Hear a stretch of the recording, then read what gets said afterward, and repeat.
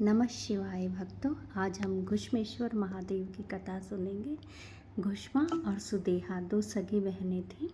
जब सुदेहा के कोई बच्चा नहीं हुआ तो उसने अपनी छोटी बहन घुश्मा की शादी भी अपने पति से करवा दी।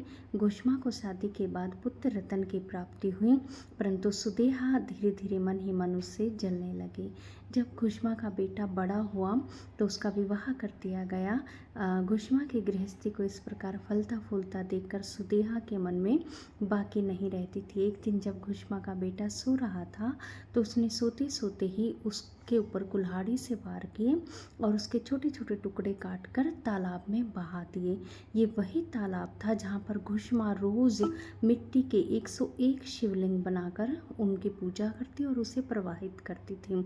उसी तालाब में जब अगले दिन घुश्मा पूजा कर रही थी और उसकी बहू ने बताया कि उसका पति गायब है और इस तरह से कहीं चला गया है, तब घुश्मा ने अपनी पूजा को नहीं छोड़ा और उसी प्रकार से 101 शिवलिंग बनाकर तालाब में विसर्जित करने जब हो गई तो वहाँ पर अपने पुत्र को खड़ा पाया। और ये उसकी शिव भक्ति की तपस्या से ही संभव था कि उसका मृत पुत्र जीवित होकर आया।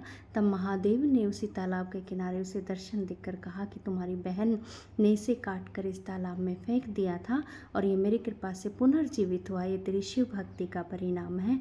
जब वो उसकी बहन को दंडित करने लगे तब घुश्मा ने कहा कि हे महादेव, आप मेरी बहन को दंडित करने की बजाय इसी तालाब के किनारे घुश्मेश्वर महादेव के नाम से स्थापित हो जाइए और सब भक्तजनों का कल्याण करते रहिए। हर हर महादेव।